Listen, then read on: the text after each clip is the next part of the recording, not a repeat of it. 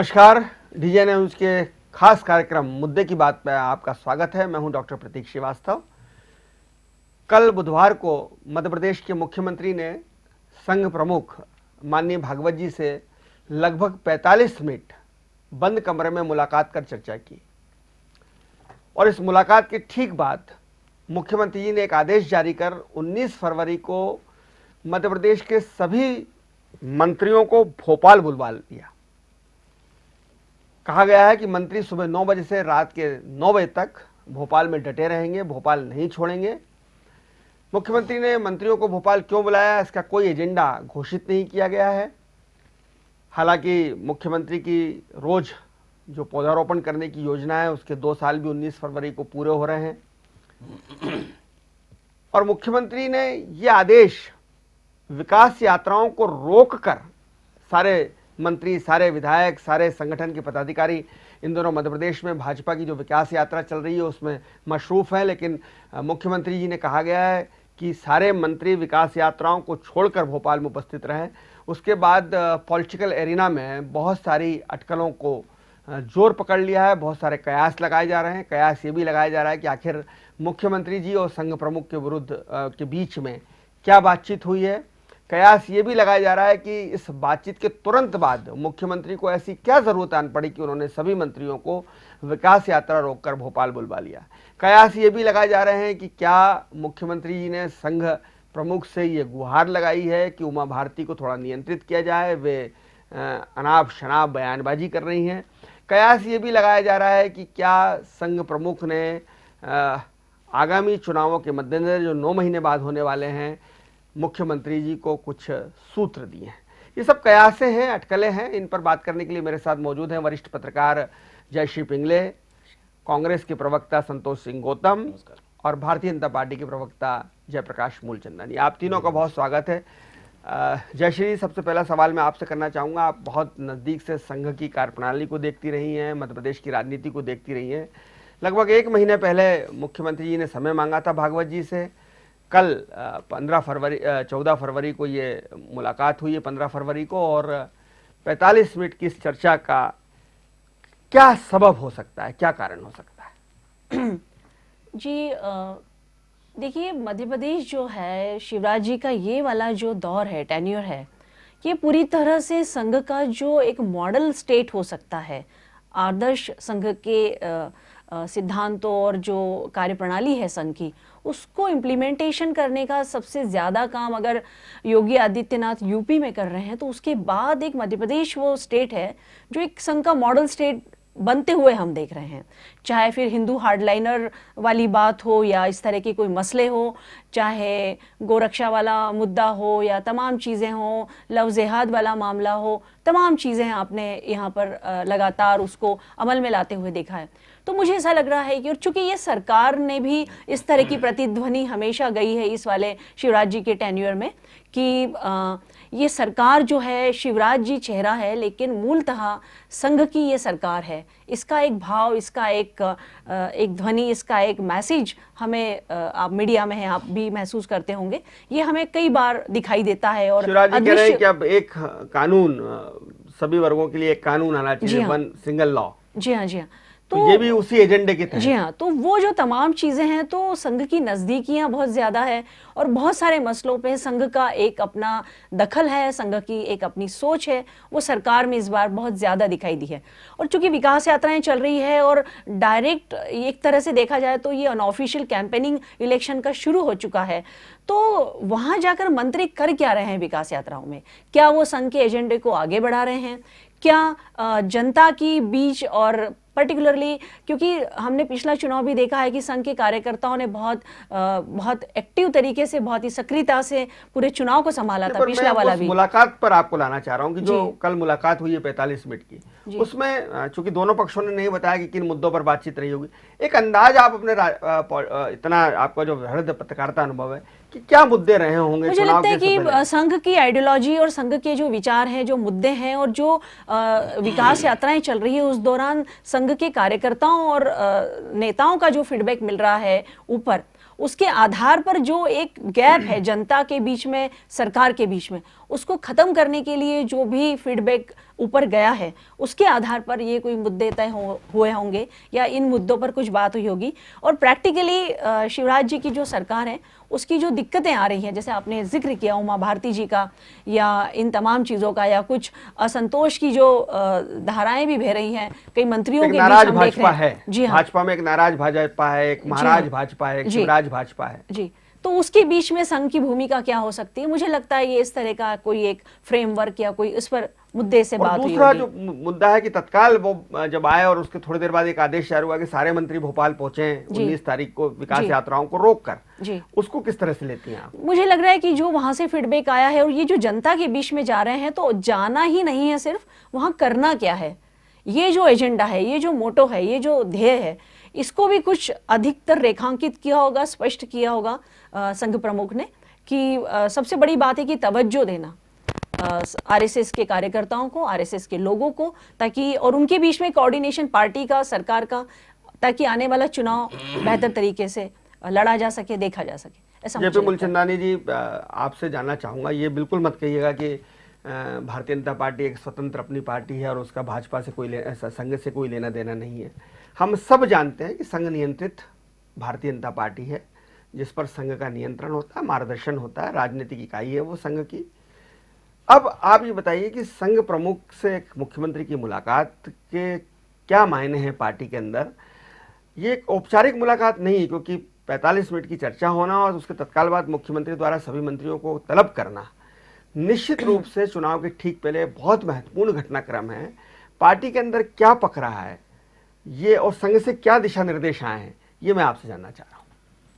नहीं, सबसे पहले प्रतीक जी मैं आपको बताना चाहूँगा कि मुख्यमंत्री जी की माननीय मोहन भागवत जी से जो मुलाकात है उसको और विकास यात्रा को जोड़ के नहीं देखना चाहिए, क्योंकि ये जो मुलाकात होती है सौजन्य मुलाकात होती है और ये ऐसा नहीं कि अभी हुई है, ये समय समय पर होती है। माननीय शिवराज सिंह चौहान जी मोहन भागवत जी से मिलते रहते हैं, उनकी विचारधाराओं को, उनकी जो भी बातें और रहती है पूरे देश, क्योंकि संघ पूरे देश में एक ऐसा सामाजिक क्षेत्र में काम करने वाला एक ऐसी संस्था है जिसकी नीचे तक से ऊपर तक की सारी योजनाएं सबको पता होती है, क्योंकि वहाँ पे सब चीज़ें ओपन रहती है, कुछ भी छुपा हुआ नहीं रहता है संघ में।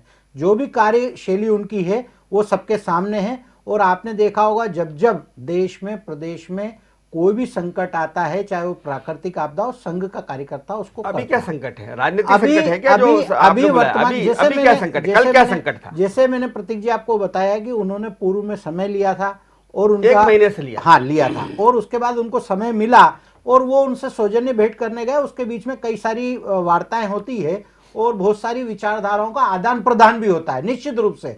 अब 45 मिनट की चर्चा हुई है, मैं बड़ा ओपनली आपके चैनल के माध्यम से जनता में ये संदेश जरूर देना चाहूंगा कि ऐसा नहीं है कि केवल मुलाकात है, निश्चित रूप से आचार विचार का, योजनाओं का आदान प्रदान होता है।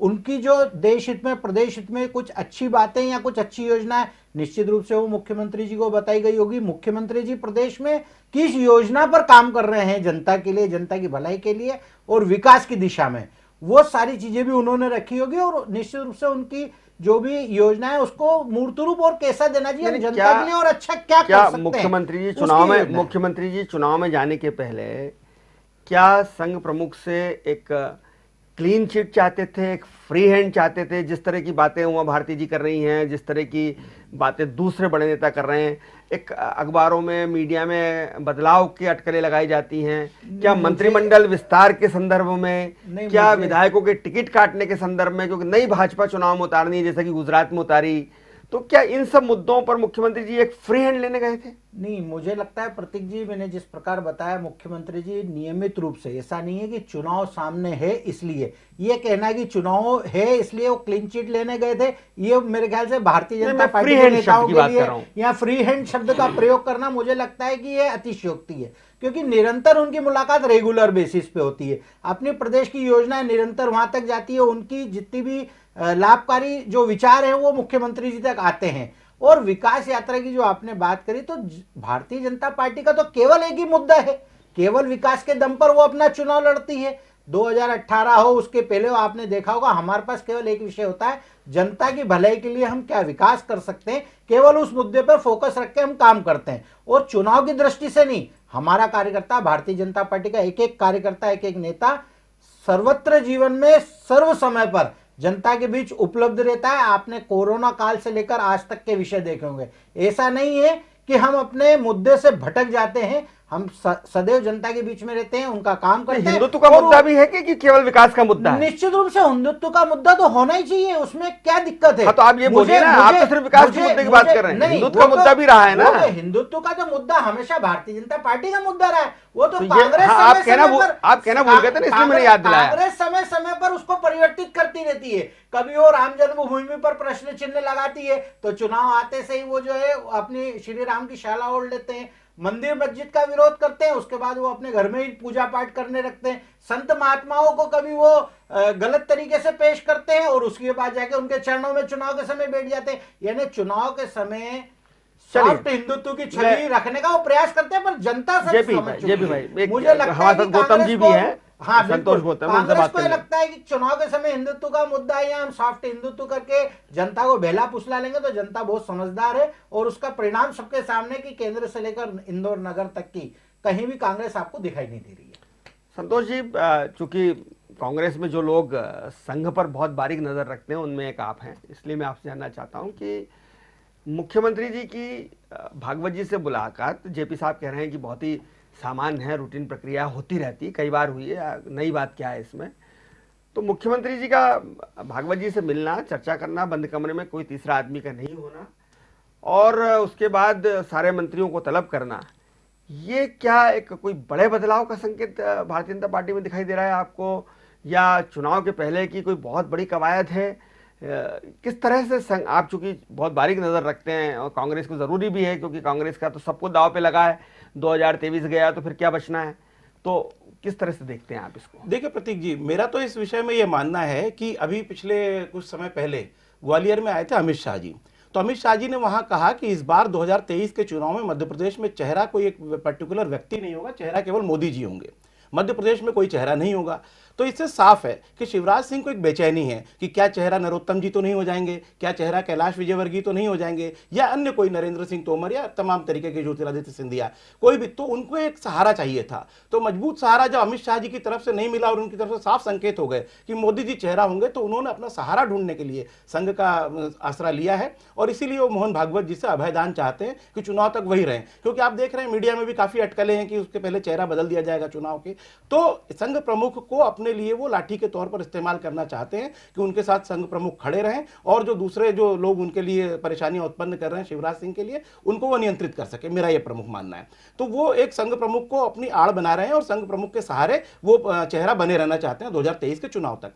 अब प्रश्न यह है कि 45 मिनट तक उनकी जो बात हुई तो उसमें इस बात की भी चर्चा हुई होगी कि विकास यात्रा जो चल रही है उसको जगह जगह विरोध का सामना करना पड़ रहा है। सोशल मीडिया पर आपने तमाम देखे होंगे वीडियोस की, विकास यात्रा जहां जहां जा रही है उसको विरोध का सामना करना पड़ रहा है। तो आज जो विकास यात्रा में जिस प्रकार से असंतोष झलक रहा है मध्य प्रदेश में, तो संघ प्रमुख ने उनको कई हिदायतें भी दी होंगी, इसमें कोई संदेह नहीं है। और इसीलिए उन्होंने मंत्रियों को बुलाया कि जहां जहां जो जो हो विरोध हुए वहां पे उस तरीके से निपटा जाए। पर मैं समझता हूं कि अगर शिवराज जी को संघ प्रमुख के माध्यम से अभयदान मिलता है तो ये कांग्रेस के लिए हितकारी सिद्ध होगा, क्योंकि एंटी इनकम्बेंसी का फैक्टर जो पहले भी था। अच्छा, इसमें भी आप अपना फायदा ढूंढ रहे हैं? मैं बता रहा हूं आपको, मैं बिल्कुल, हमारा तो फायदा है। अगर शिवराज सिंह रहते हैं तो हमारे पास तो गिनाने को है कि ये जो कमलनाथ से सवाल पूछ रहे हैं 15 महीने के हिसाब का, अपने 18 वर्ष का हिसाब नहीं दे रहे हैं। 15 वर्ष बड़े हो, 18 वर्ष बड़े होते हैं। 18 वर्ष का जो हिसाब है वो तो जनता के सामने है। मैं बीच में मूलचंदानी जी, मैं बीच में एक शब्द नहीं बोला था आपके। मैं वही कह रहा हूं कि 18 वर्षों तक जिसने शासन किया, जिसने जंगल राज फैलाया। जेपी भाई से इसका एक आपका कमेंट चाहूंगा कि ये एक गंभीर आरोप है। देखिए, कांग्रेस की शैली यही रही है कि खुद की जो उपलब्धियां वो कुछ दिखाना नहीं, क्योंकि उपलब्धियां है ही नहीं। और जहां तक इनकी सरकार जब गई थी तो झूठे वादे पे गई थी, ये सर्वत्र सबको ज्ञान है। इसलिए इनकी 18 महीने की सरकार चली गई। अब आपने देखा होगा ये हमारे ही बात कर रहे हैं, मेरे ख्याल से उसको इस वक्त कांग्रेस को आत्म मंथन की जरूरत है। पहले इनके यहाँ से सिंधिया जी गए, अब आपने देखा होगा कि किस प्रकार दिग्विजय सिंह और मिस्टर भंटा ढाल अपना भंटा यात्रा निकालने जा रहे हैं कल से, और कोई उनको जन समर्थन नहीं है। जहां तक इन्होंने विकास यात्रा की बात करी, मैं चैलेंज के साथ बोल रहा हूं, उसका कोई विरोध नहीं है, क्योंकि हमने विकास किया है, जनता हमारे साथ है और बड़ी बड़ी पब्लिकों विरोध तो हुआ एक मंत्री को घेर लिया। देखिए क्या होता है कि जब बहुत सारी और विकास यात्रा अधिकारियों ने निकलती है, मिन्नत करके तो मंत्री को निकाला। कुछ एक दो जगह कुछ गलतफहमी की वजह से कुछ होता है तो उसको हम सार्वजनिक राय नहीं बोल सकते, ठीक है ना। अपवाद स्वरूप कहीं कुछ हो सकता है परंतु उसको सर्वत्र नहीं बोल सकते। इसी का परिणाम है कि आज देखिए कोई भी चुनाव होता है उसमें भारतीय जनता पार्टी अपना परचम लहराती है और जो जीता वही सिकंदर।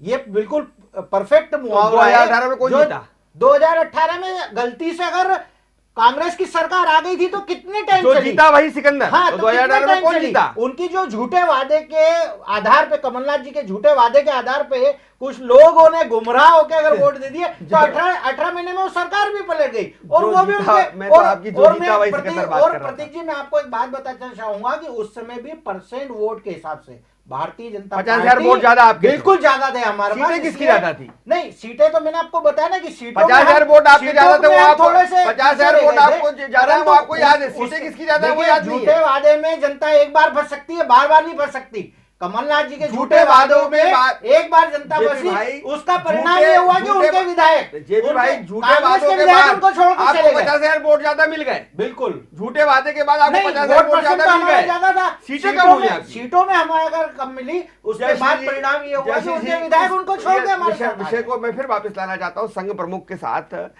आरएसएस बहुत नजदीकी से सारी चीजों को देख रहा है। आरएसएस की जो कार्यशैली है, जितना मैं समझता हूँ, जितना मेरा आरएसएस को लेकर अध्ययन है, वो विधायकों की कार्यप्रणाली को देख रहा है, मंत्रियों की कार्यप्रणाली को देख रहा है। देश में और मंत्रियों का के कार्यालय में जिस तरह का सिस्टम चल रहा है उस सिस्टम पर आरएसएस की निगाह है। विधायकों की जो सक्रियता है उस पर आरएसएस की निगाह है। क्या संघ प्रमुख ने चुनाव के पहले कुछ ऐसे महत्वपूर्ण दिशा निर्देश दिए होंगे, बदलाव के, परिवर्तन के, और चेतावनियां जिसको हम कह सकते हैं, नसीहतें हम जिसको कह सकते हैं? क्योंकि संघ प्रमुख अगर सामने बैठे हैं तो मैं नहीं समझता कि भाजपा का कोई मुख्यमंत्री बहुत ज्यादा बोल रहा होगा, उसे सिर्फ सुनना है। तो आप बताइए क्या इस तरह की कुछ नसीहतें होंगी जो संघ प्रमुख की तरफ से आई होंगी? निश्चित तौर पर सबसे ज्यादा हम देख रहे हैं इन दिनों की जो मंत्री हैं उन पर भ्रष्टाचार के आरोप हैं शिवराज सरकार के। और कई बार ये भी आया है कि ये वाले नोटिसेस हैं और इस तरह की कोई सिलसिले बने हुए हैं। जो दूसरा सबसे बड़ा संघर्ष, आपसी संघर्ष शुरू हो गया है कि जो कांग्रेस से भाजपा में गए हैं वो तमाम मंत्री और नेताओं को जो एक संघ के प्रमुख लोगों ने बुलाया था, सिंधिया खेमे के सारे मंत्रियों को शिव प्रकाश जी ने बुलाया था और वहां सब लोग थे। केवल सिंधिया खेमे के 8-9 मंत्री बुलाए गए थे। जी हाँ, वहां भी शायद नसीहतें दी गई थी। जी, तो वो जो एक संस्कृति और उनका जो कार्यप्रणाली, उसका जो एक बदलाव या जो उसमें एक जो असमानता दिख रही है और प्रॉपर तरीके से वो कार्यकर्ताओं तक एक अलग मैसेज जा रहा है कि जो बाहर से आए हैं, फिर उन्होंने कहा पैराशूट वाले जो लोग आएंगे उनको इस बार टिकट नहीं दिए जाएंगे। तो वो जो एक अंदरूनी असंतोष और अंदरूनी जो अनरेस्ट है उसको भी संघ बहुत नज़दीकी से देख रहा है। और मुझे लगता है कि बहुत सारे इश्यूज़ हैं जिन पर कि सवाल किए जाएंगे, क्योंकि लगातार एंटी इनकम्बेंसी का एक जो फोर्स है, आप भले ही कहें कि आप बहुत मजबूत सरकार दे रहे हैं, बहुत लोकप्रिय हैं आप, लेकिन एक एंटी इनकम्बेंसी है। वो तो स्वाभाविक है। जी जब हाँ, आप इतने 20 साल लंबे समय शासन में तक रहते हैं, 18 साल का आपका टेन्योर रहता है, तो सबको खुश नहीं रखा जा सकता। जी हाँ, लेकिन उसके लिए लगातार कोशिश, जैसे जो गुजरात में किया, जैसे गुजरात का एक फार्मूला लगाया गया कि बहुत सारे वरिष्ठ लोगों को घर बैठा दिया गया, बहुत सारे टिकट काटे गए। जेपी भाई आप इस पर ज्यादा बेहतर बता सकते हैं, क्या गुजरात वाले पैटर्न पे मध्य प्रदेश में भी कोई निर्णय हो सकते हैं? देखिए प्रतीक जी, मैं आपको फिर बताऊंगा कि हमारे यहाँ कांग्रेस जैसा एकल चेहरे से एकल निर्णय नहीं होता है। जिस प्रकार कांग्रेस में एकल निर्णय होता है वो भारतीय जनता पार्टी की पद्धति नहीं है। भारतीय जनता पार्टी में प्रदेश अध्यक्ष जी, संगठन महामंत्री जी, मुख्यमंत्री जी, हमारे प्रभारी जो समय समय पे रहते हैं वो लोग, सह संगठन मंत्री, ये सारे लोग बैठ के सामूहिक रूप से सारी परिस्थितियों पर गौर करने के बाद, विचार विमर्श करने के बाद जो उसका अमृत निकलता है वो निर्णय लागू होता है। और उन सबका एक ही उद्देश्य रहता है कि हम जनता का विकास कैसे कर सकते हैं, मध्य प्रदेश का विकास कैसे कर सकते हैं। मेरा प्रश्न ये नहीं है, हम मेरा प्रश्न ये है कि क्या गुजरात वाला फार्मूला मध्य प्रदेश में अपनाया जाएगा? मेरा बहुत सीधा प्रश्न है। मैं उसी चीज पे आ रहा हूं। तो ये जो सामूहिक निर्णय होता है उसके आधार पर किस कार्यकर्ता को टिकट देना है ये हमारी वो पार्लियामेंट्री बोर्ड के सदस्य नहीं, तय अभी तो करते हैं। सवाल ये है कि उन कार्यकर्ताओं को जो बरसों से 4-4 5-5 बरस से टिकट ले रहे हैं उनके टिकट काटना है क्या, ये सवाल है अभी तो। ये भी मैंने आपको बताया कि हमारा पार्लियामेंट्री बोर्ड सब सारी परिस्थितियों पर विचार करने के बाद निर्णय लेता है, और जो सही व्यक्ति होता है, वो चाहे एक चाय बेचने वाले को प्रधानमंत्री की बात हो, चाहे किसान को मुख्यमंत्री बनाने की बात हो, वो निर्णय केवल वही निर्णय रहता है। और हमारा जो कार्यकर्ता है, आपने देखा होगा, राष्ट्रीय अध्यक्ष से लेके प्रधानमंत्री से लेके प्रदेश अध्यक्ष से लेके मुख्यमंत्री से लेके एक सामान्य कार्यकर्ता भी उस उच्च स्तर पर जा सकता है। कांग्रेस जैसी शैली हमारी बिल्कुल नहीं है कि एकल निर्णय होता है। गौतम साहब, ये जो बात हो रही है कि जैसे जयश्री जी कह रही थी कि एक बड़ा 20 साल का टेन्योर बड़ा होता है, निश्चित रूप से बहुत स्वाभाविक तौर पे सत्ता प्रतिष्ठान के विरोध में एक बातें होती हैं, लेकिन कांग्रेस की जो सुस्ती है, जब आपकी राहुल जी की यात्रा निकल रही थी तो लक्ष्मण सिंह जी ने ट्वीट किया कि 54 सीटें आएंगी और इस यात्रा का कोई फायदा नहीं मिल रहा है मध्य प्रदेश में, ये कांग्रेस के वरिष्ठ नेता ने कहा, लक्ष्मण सिंह जी ने, और उन्होंने कहा कि बहुत सारे पूर्व मंत्री और विधायक चुनाव हार रहे हैं। तो मैं ये जानना चाहता हूं कि जो एंटी इनकम्बेंसी है जिसका जिक्र जयश्री ने किया, उसका फायदा लेने के लिए कांग्रेस में क्या तैयारी दिखाई दे रही है? देखिए प्रतीक अभी भी आपके जो दो बड़े नेता हैं दिग्विजय सिंह और कमलनाथ, उन दोनों में मतभेद है, ये सब सार्वजनिक रूप से आ चुका है। पूरी यात्रा के दौरान उन लोगों के तूतू ममे के वीडियो वायरल हुए। देखिए प्रतीक जी, मैं एक बात स्पष्ट कर दूं कि दिग्विजय सिंह जी और कमलनाथ जी, इनको अलग करके देखना मैं समझता हूं कि राजनीतिक विश्लेषण की सबसे बड़ी भूल होगी। पिछली बार भी ऐसा ही हुआ था जब लोगों ने बोला कि दिग्विजय सिंह का चेहरा सामने नहीं आ रहा है। पूरी रणनीतियों के पीछे दिग्विजय सिंह थे, और जब सरकार मध्य प्रदेश में कांग्रेस की बनी 2018 में, तो सबसे बड़ा रणनीतिकार यदि कोई उसका था कमलनाथ के बाद, तो वो थे दिग्विजय। अच्छा, रणनीति ये है कि दिग्विजय सिंह को जनता से दूर रखा जाए, क्योंकि नहीं, वो सेना पे सवाल खड़े कर देते हैं। चुनाव की बात कर रहा हूं मैं, पिछले चुनाव की बात कर रहा हूं। और दूसरा, दिग्विजय सिंह जी जिस तरीके से मेहनत करते हैं, और अभी जेपी भाई ने बोला कि फिर यात्रा पर दिग्विजय सिंह जी निकलेंगे, शब्द उनके लिए गलत इस्तेमाल कर रहे हैं। मैं समझता हूं कि किसी भी एक सम्मानीय नेता के लिए जो 10 वर्ष मुख्यमंत्री रहा हो, इस प्रकार के शब्द इस्तेमाल करना मैं समझता हूं गलत है। अगर मैं शिवराज सिंह के लिए कहूंगा तो इनको बुरा लगेगा, इसलिए मैं समझता हूं कि दिग्विजय सिंह नहीं, मैं तो वो शब्द बोल रहा हूं जो सार्वजनिक मीडिया में छपता है आम जनता के बीच में, और जो उनकी कार्यशैली रही है 10 साल की मिस्टर भंटा डाल वाली। नहीं, आपने मेरे नाम का उल्लेख करा, इसलिए मैं आपको मिस्टर भंटा डाल रही है, उसमें हम क्या बोलते हैं, सारे लोग बोलते हैं मिस्टर भंटा डाल रहे हैं। आपने देखा होगा कि गड्ढों में सड़कें और सड़कों में आपकी बात आ गई, आपकी बात आ गई। बिजली की अगर आपकी बात जब तक तो बिजली भाई, आपकी बात आ गई। आज कम से कम बिजली में बैठे हैं, अच्छी सड़कों में चल रहे हैं, आप बोल रहे हैं उनको अच्छी। मैं इनकी एक बात सुन रहा हूं, मैं नहीं बोल रहा हूं, ये तो जनता बोल रही है, मीडिया बोल रही है। क्या बोल रही है, वो तो मिस्टर भट्टा डाला ही, प्रतीक वो जी, तो सर्वविदित है। आपकी भूमिका है चुप कराने की। मैं कह रहा हूं कि अगर तथ्यों पे बात होगी और ये कहेंगे कि उनको मीडिया बंटा ढार बोलता था, तो तथ्य तो ये है कि तड़ीपार थे देश के गृह मंत्री। तथ्य है या नहीं है, तड़ीपार थे या नहीं थे, लेकिन मैं शब्द का इस्तेमाल नहीं कर रहा था, इन्होंने बीच में लाया। शब्द कई होते हैं, किसी के लिए भी बोले जा सकते हैं, और तड़ीपार एक तथ्य है, मैं झूठ नहीं बोल रहा हूं, तड़ीपार थे वो।